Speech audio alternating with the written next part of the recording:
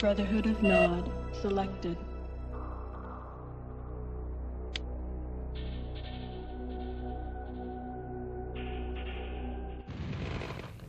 As one of my favourite consoles of all time, and one of my favourite games of all time, I would love to tell you that Command & Conquer for the N64 is a classic.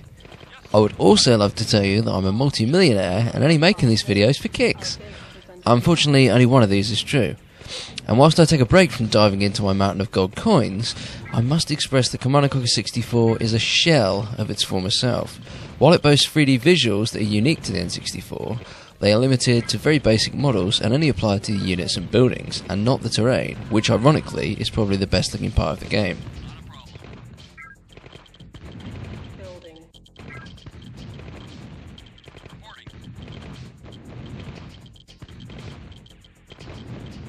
Possess the past.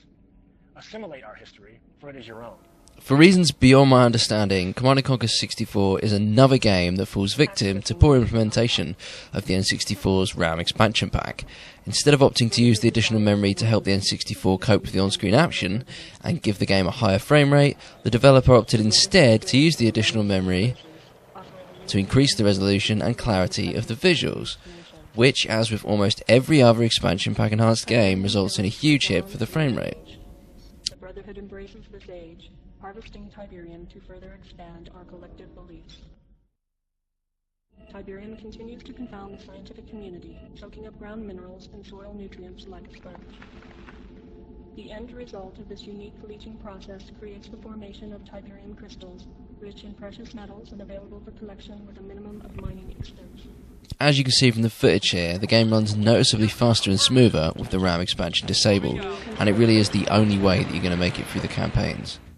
The cutscenes are not present in this version of the game due to the limitations of the format, but when Resident Evil 2 featured every bit of content that the PlayStation and Dreamcast versions did, it does make you wonder if a little more development time may have helped this title.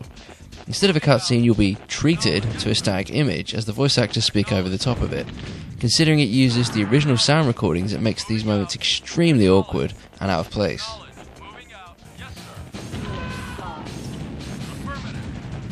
Unfortunately, when you combine Fog of War with Fog of N64, the result is a frame rate that you can count on one hand, provided of course that hand is missing 2 or more fingers. The soundtrack also takes a hit in terms of both sound quality and content. Some of the songs sound like oddly compressed versions of the originals, whilst others simply seem to be running off the N64's hardware itself, which, to be honest, although initially jarring, does make for an interesting change and is still enjoyable in spite of the hardware's obvious limitations. Whilst the game is missing a great deal of content, it's not all bad news.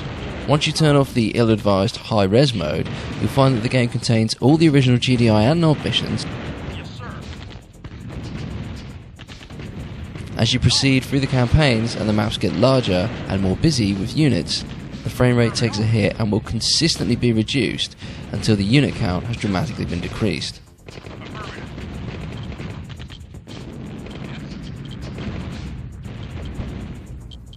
Missions that would be completed in around 5 minutes on the PC version will generally take around 3 times the amount of time in this version, simply because the low frame rate means that build times can become exceptionally slow. Why concessions weren't made to acknowledge this is beyond me.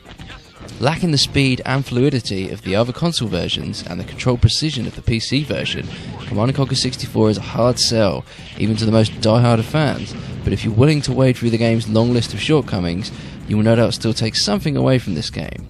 And for everything else, the only thing you'll take away is the feeling of deep regret at the money you just wasted. Building.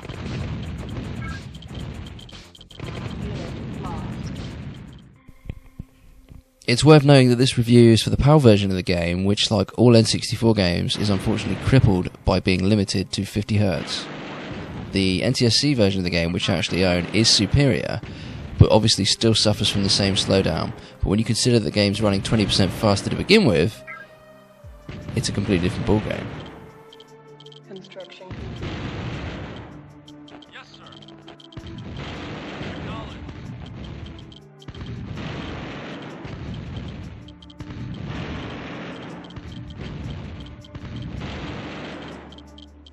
Game lets you to view this. Dan W. 5, 4, 7.